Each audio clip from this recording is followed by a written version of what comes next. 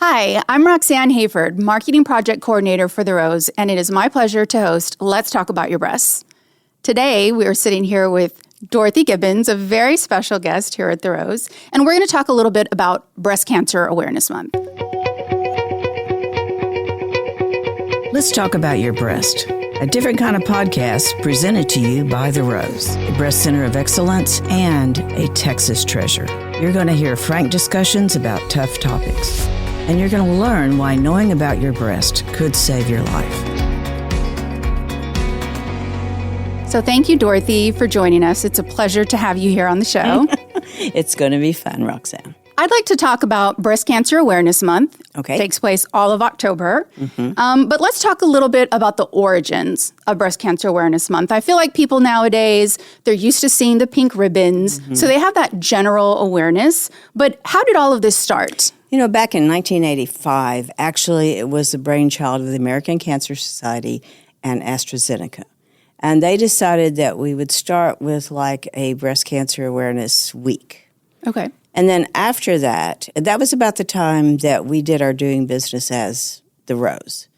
So you have to remember, this is the early days of mammography, of screening, of it becoming the thing to do for women.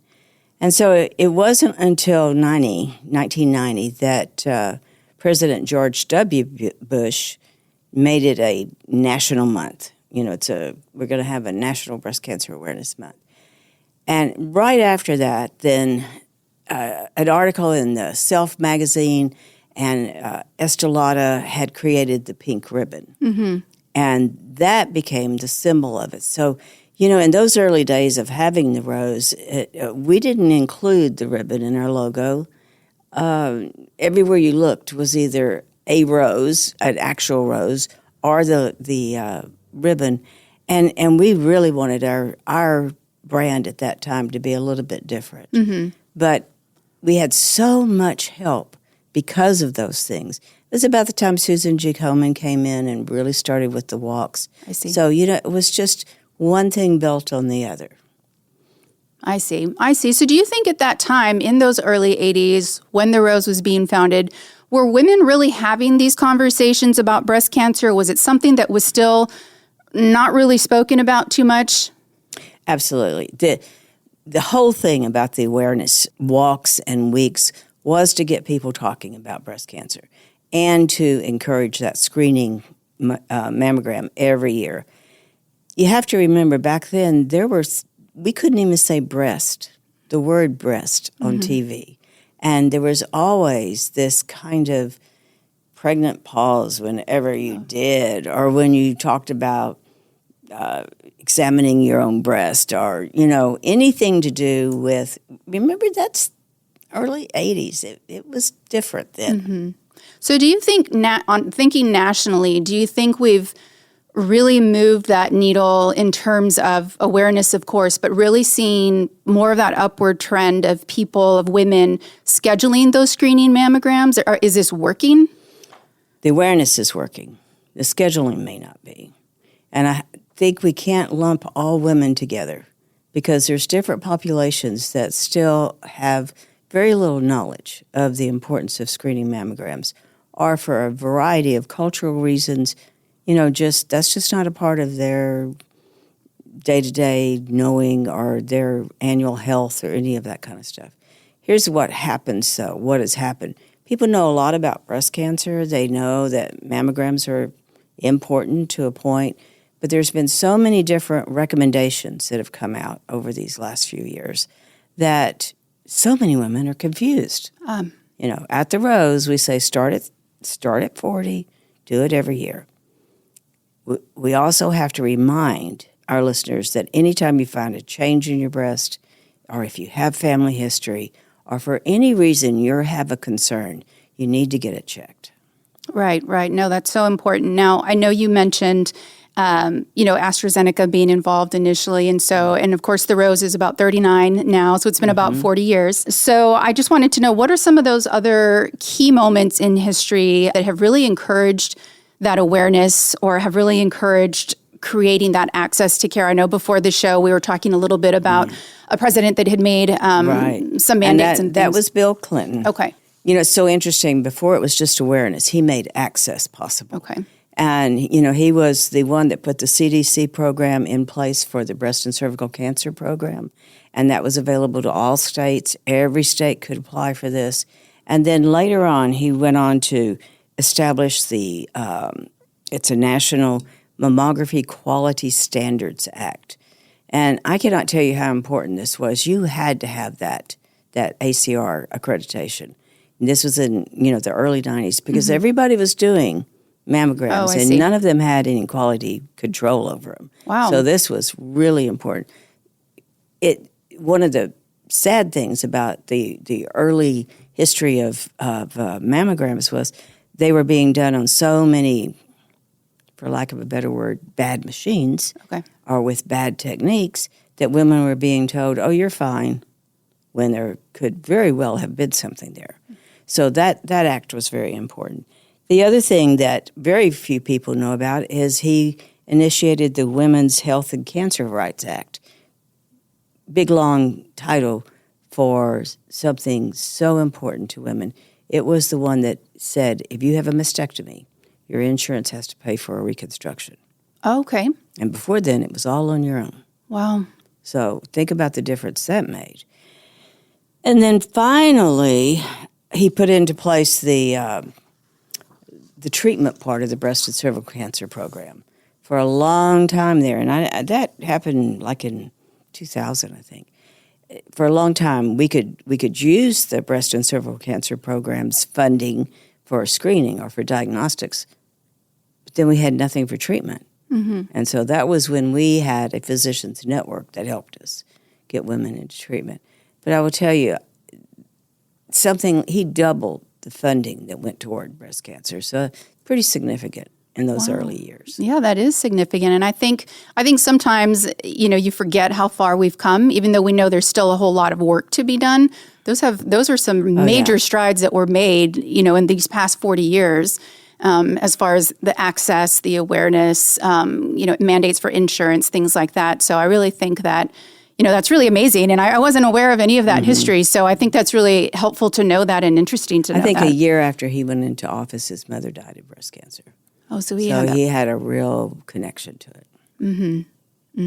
Wow, I didn't know any of that. That's so interesting.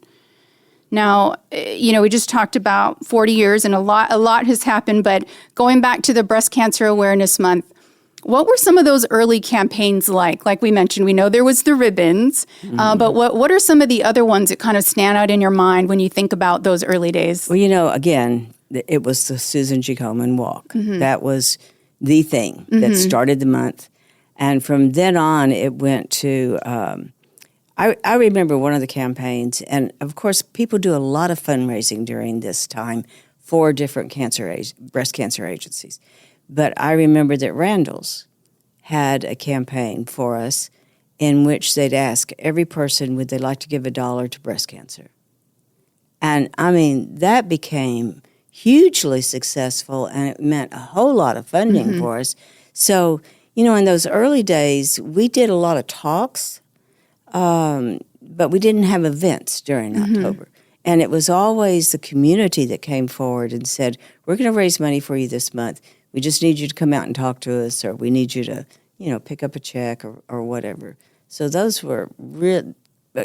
And there was a lot of push to get your mammogram during that month. So it was always our best month to have, you know, screening mammograms done. So... I mean, we had national media helping us. No, and you know, I'm glad that you mentioned the Randall's piece, because I think one thing that's really important for our listeners to know, or anybody that is considering hosting an event or doing something like that for the Rose, is that all of those funds raised, of course, stay local. They help women in our neighborhoods, in our church.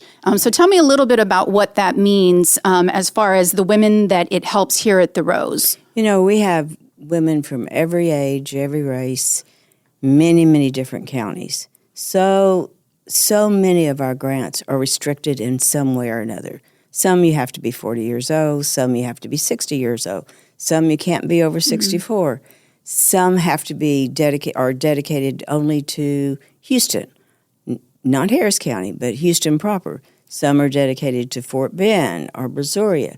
So anytime we have a woman that doesn't fall in the criteria of the grant, this kind of funding it's called unrestricted funding, and it helps us to take care of those who fall out of that criteria. So let's talk a little bit about the services or programs that this funding can go towards, because I know here at the Rose we have quite a few different services and programs that we offer. So if you want to share a little bit about, some of those programs so that, others who might be listening can understand better where it goes. Everything always starts with education. It always starts with awareness and outreach. And just that alone, we are reaching something like between 10,000 and 12,000 people every year through health fairs, through small presentations, through any kind of mobile event that we're doing education with. So that's where you start. And then, that screening mammogram is so important. You have to think about breast cancer. That is really the first step in treatment. Because you don't have that screening mammogram, that's your best chance. That's when you find it early. That's when survival is the best. It's 99% 5-year survival for anyone who's finding it early. But after that, you have so many needs for diagnostic workups, and that includes a diagnostic mammogram, different than a screening mammogram, ultrasound, a physician's consult, physical exam, anything that's going to help you get to that definitive diagnosis. And after you go through that workup, then it's determined whether you need a biopsy or not. Many times you don't. Many times whatever abnormality the patient was feeling or was found on the mammogram can be resolved just with that diagnostic workup. But when a biopsy is needed, then that's another service that we do. And we do stereotactic and ultrasound-guided core biopsies. This is actual tissue biopsy that has to have a pathology report and analysis. So at that point, that's when the road splits again. Because if you're diagnosed, you're going to need treatment. Our insured women have usually been referred to us by their family doctor or their PCP. So they will go back to that doctor and set up a treatment plan. Our uninsured women do not have that.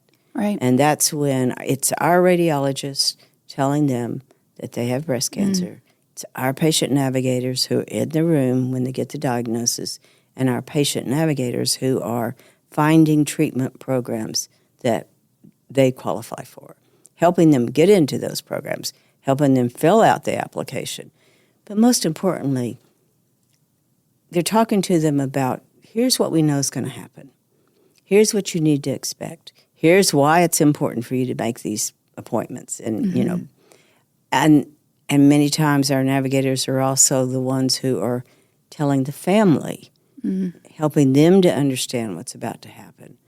And then they're there to be with them all the way through their treatment. They do, routine checks, and you have to remember an uninsured woman will need possibly other things, other resources, help with rent, learn how to get to a different food source. I mean, there's so many different things they might need.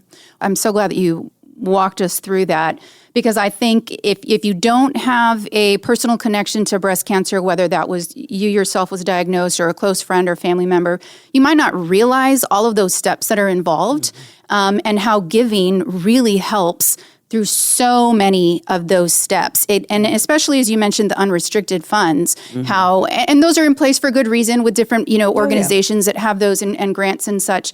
But I think it's helpful for folks to know how many steps there really are and how involved it really is. And the patient navigation program, as far as ensuring that these patients, they go into a plan that is the best fit for them. And we hold their hand that entire time to make sure that, as you said, they're at every single appointment. They're following up everywhere. So I just wanted to make sure that everybody was really aware of everything that's involved. And that is why the community fundraisers that are typically held for us, I mean, they're held throughout the year, but during Breast Cancer Awareness Month, that's when there's that laser focus on breast cancer. And we see lots of community supporters coming out with lots of different events. Oh, yes. What was it? We had 160 last year? It was over 100 and last year. we weren't sure. We weren't even sure we caught them all. Yes. So, I mean, those are different things from, pink products like pink tacos to, dessert sales. There's a whole lot of different fundraisers that take place that benefit. It's food, it's events, it's sporting things. It's Bra October, where we have special bras created that are auctioned off. It's well-known local restaurants, and it can get as simple as just having everybody in the company buy a T-shirt and donate part of the money that they, spend to the Rose. I mean, it can be so elaborate or simple as our what do we call them? Our third party fundraising. I think we've got to find a different name. These are the individuals who are out there. There's always a champion. There's always someone in the group that said, "Why can't we?" And those "why can't we's" allow us to do what we can do the best. And I know that people can get involved in a lot of different ways, like we mentioned, whether that's visiting your favorite restaurant that happens to be having some sort of promotion to benefit, the uninsured women of the Rose, or they can attend an event. But what do you say to the person that says, well, I want to help, but I don't own my own business, or I don't have the resources to do something for the Rose right now, but I want to help? Well, Pirates Beach has a walk where they just have 100 people get out there, pay $30, and they walk. I mean, somebody started that. It's like, you're going to have to help me with this one. Our folks up north that do the board splitting for the kids. Oh, yes, the taekwondo. Yes. Yes, where the children go out there and they break boards as part of this event in October and raise money that way for breast cancer.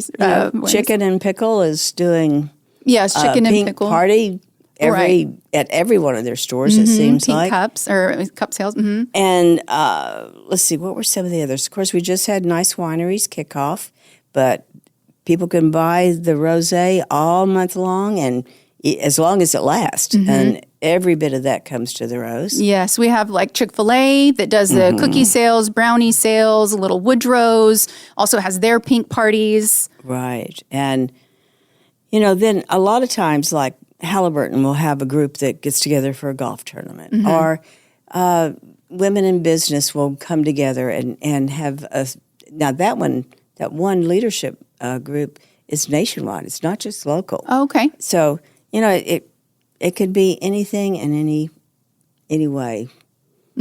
I will tell you some of the events we've gone to, I have been amazed at the creativity that they've held. It's just great. And then we have our long-termers like Serve Up the Cure, who have a tennis tournament.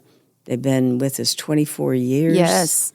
And, of course, we also had the skydiving event, Jump for the Rose. Which I participated in. I know, I did too. And you did too. And I think that one ran for 15 years. It's just different types of events that make this month so special. Now, we also do things internally. We have National Mammography Day, and Corky Turner and Costa Olay come out and thank the employees for all their work with an amazing lunch at both centers, and always make sure that our mobile folks have their gift cards, or any of our remote people. And sometimes we have these little events happening inside. What year was it? Year before last, when we had a Barbie Day? Yes, it was a couple of years ago. The whole place was pink. But it is a way that we could say we're a part of this, and make it a little less serious, a little more fun, so that we don't emphasize always the hard part And I also remember a couple of years ago, I think it was the same time when we had the, the Barbie Day, we also did a superhero kind of Mona Day, and we had a cape. And we were so excited because we had patients that were excited to put on the cape and take pictures because they were so proud of how far they had come, and that they were helping here at the Rose, and we had a couple that took them off. I mean, it was like, oh, we need that cape back. No, you can have it. Yes. Yeah. So that was a really good way for us to, that's just another way for us to engage with the patients that come here. And like you said, breast cancer obviously is a very serious and heavy thing, but October is one of those times that's a month where we kind of make it a little bit lighter, and we celebrate the survivors. We celebrate those community partners that have done so much for the Rose, and just continue to raise that awareness, whether it's for screenings, it's for greater access, it's for more education. So I know that, staff here internally always has a great time, whether it's the pink hair extensions that we do. Yes, that Barbara does for us. Yes. So, and you have to remember, these things are always donated.